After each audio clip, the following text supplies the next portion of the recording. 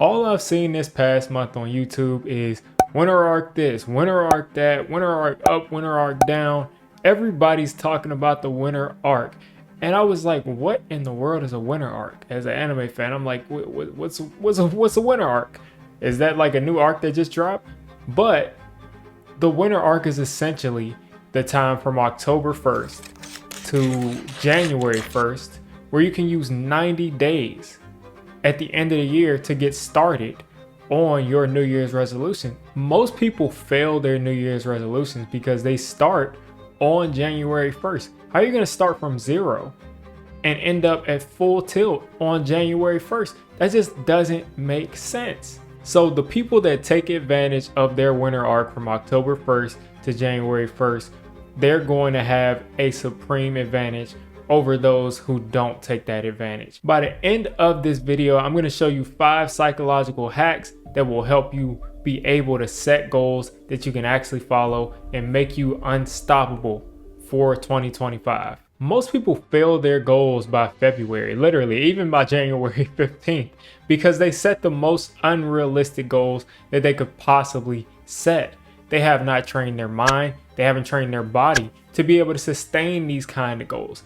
If you've never run a mile before, why would you say, I want to run a marathon by March? That's ridiculous. It doesn't make sense. So a lot of people are just setting unrealistic goals. But what if instead of starting on January 1st, you started in October? You want to be in full stride by the time the new year hits. Imagine if they let you run the 100-meter dash starting off from a full sprint. Well, this is going to be exactly what this will be like. I remember last year I was set out to take over the world. I said I wanted to gain 20 pounds of muscle. I said I wanted to read 2 books a month, and I wanted to get a 30% raise at the job that I was at or at another job. Well, guess what? All of that stopped when the job that I was at laid me off. Most of that second quarter of the year, most part of the first quarter of the year, was spent trying to get a new job. That became the entirety of my focus. That was the number one thing, which makes sense because without that, we can't pay for the gym. We can't pay for anything else. We can't pay for an abundance of food to be able to put on weight. It's just impossible to do at that point. So here's where people go wrong. They are empowered at the beginning of the year, which is great. You should feel empowered at the beginning of the year, but they focus on the success. They focus on where they can be, and they don't focus on what can prevent them from getting there. You can't ignore the obstacles. The hurdles that are going to get in your way, you have to account for, or you'll end up like me and you'll end up being 4, 5, 6 months behind your goals. You can have a much better shot at getting things done if you take all of these things into account before getting into it. So think about considering the obstacles that come up. What if you lose your job? Are you going to still be able to accomplish this goal? What if you get sick, or what if you get injured and it's pushing you back, 2 or 3 months, going to still allow you to accomplish that goal? And how difficult will it be if you stop to be able to get back into that same mindset that you were in? You have to consider all of these things, or you will not be able to set goals that are actually attainable. You can't control the outcome of a lot of goals you set, but you definitely can control the process. So to reveal the first hack, the term is called mental contrasting. Mental contrasting.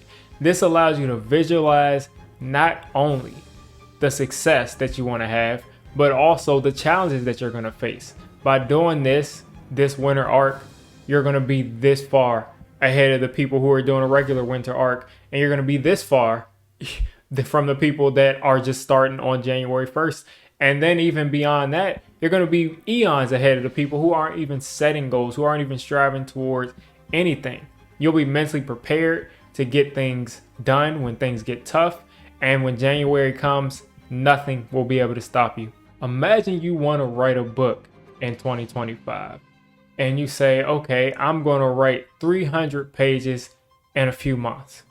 But after a few days, you're looking and you've written like 1 page and you're not happy with that. And maybe you wrote 3 pages and you're not happy with that. And you're like, I should be at blah, blah, blah amount of pages right now. If I want to hit my goal by 300 pages by March, I'm way behind. You're feeling bad about yourself. You're feeling like you can't do it. And you're on the brink of quitting. Instead, maybe focus on writing a page a day. If you write a page a day, guess what? After 300 days, you'll have your 300 pages that you can book. That's something that's attainable. That's something that is manageable. So at the end of the year, you're going to have your book. But writing a page a day, isn't that too easy? Isn't that not challenging enough? Well, let me ask you this. Would you rather see how much you can challenge yourself and see how much you can overcome and give yourself all this mental conflict and not get it done? Or would you rather put a plan in place that can make sure that you get the thing done? I'm going to make sure that I get the thing done every single time. The problem with the bigger goals that we set is they can very easily have you discouraged. You can very easily be discouraged, and that's not our goal when we're setting goals. We want goals that make us feel better and better as we get closer to accomplishing it. So that doesn't mean don't be ambitious. It just means take steps. If you want to be a CEO, guess what? You got to start working at the company first, or you got to have this many years of experience. First, you have to handle one thing before you can worry about all these steps after it. Don't set something insurmountable. Set something that is doable, that you know for a fact that you can do, that's just at the edge of comfortable for you. Just pass that and achieve. Just allow those many accomplishments to stack up and you're going to be in a great position. So this is called microtasking. Break your goals up into many tiny manageable steps and attack it one step at a time. When you start this winter arc, you're going to be, again, far ahead of the competition. You're going to be able to get things done that people think are insurmountable, but you've taken it in a bunch of easily manageable steps. Think of someone that wants to start exercising regularly. Now, this could be you, this could be a friend, this could be a parent, this could be somebody you're dating. Just think of that person and just think of how you've seen those things go.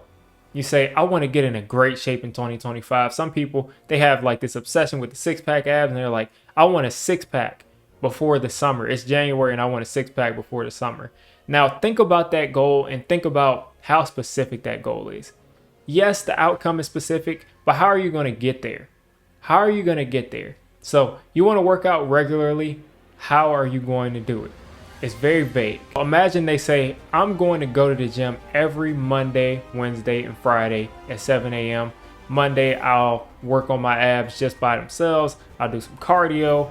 Tuesday, they take their break. Wednesday, they're back at the gym. They're focusing on other muscles, strengthening the muscles around their core. Then they take another break. And then Friday, they're doing whatever they want to do Friday. But the outcome is they have decided 3 days a week on this time, I'm going to be accomplishing a step to accomplishing my ultimate goal of getting a six-pack by the summer. When you don't get specific, you leave your goals up to chance. How many times, again, have you seen people say, oh, it'll happen.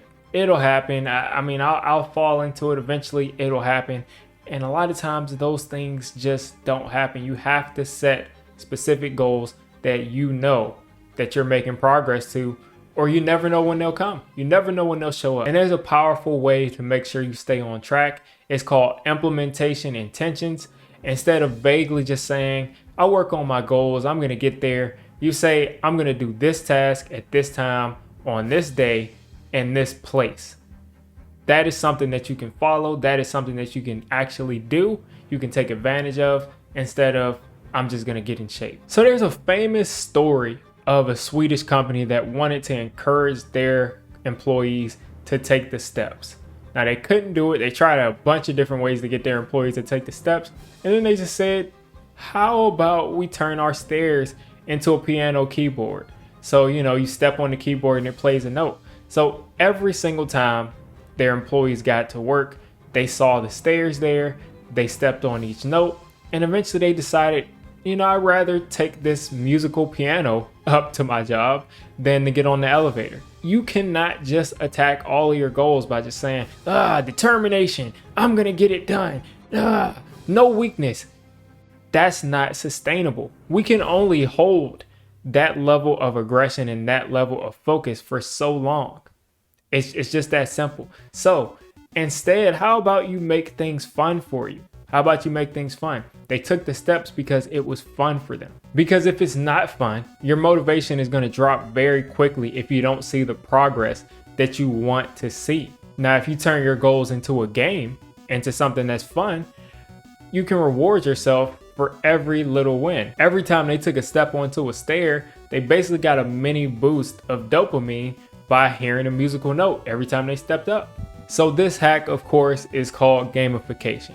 If you want to get things done, turn it into a game. How many of you have seen the show Big Comfy Couch, where they set an alarm and they have to clean? And when I was a little kid and I would follow their lead of cleaning and that 1 minute timer or something, I would get so much things clean in my room, or at least I felt like I was at that age. But when you set an alarm in those situations, or when you turn things into a game and you compete against yourself, things become a lot easier to get done. Think about everybody's favorite shows that end on a cliffhanger where, you know, Goku is about to finish off Frieza, and then all of a sudden the big words come up and they say, "Find out on the next episode of Dragon Ball Z." When that pops up on the screen, I mean, you're upset.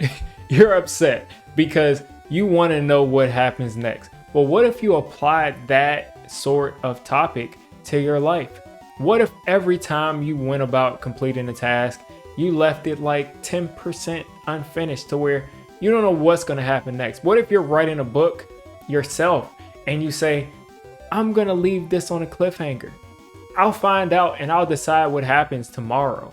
Don't try to push beyond everything. Sometimes leave it 10% unfinished, and that is going to make your brain want to come back the next day and finish it up. Our brains are wired to fixate on this, and you'll be able to come into your next day with so much more momentum than you would have if you just kind of tired yourself out and then came back the next day. Get yourself excited about something, work on it, and then pause. I promise it probably will be even better information-wise, and you'll be 100 times more excited to do it, because what if you already had a great idea? You're going to not be able to wait to get back the next day and write it down. So this is called the Zeigarnik effect, and that's leaving a task unfinished and coming back and finishing it up at a later date because your brain just wants to get back and complete that task. I've been able to use these hacks to get great results over the last couple of years of my life. You let me know which one stood out to you the most. And if you're serious about getting productive and being able to get the most out of every day in 2025 and the rest of 2024, check this video out.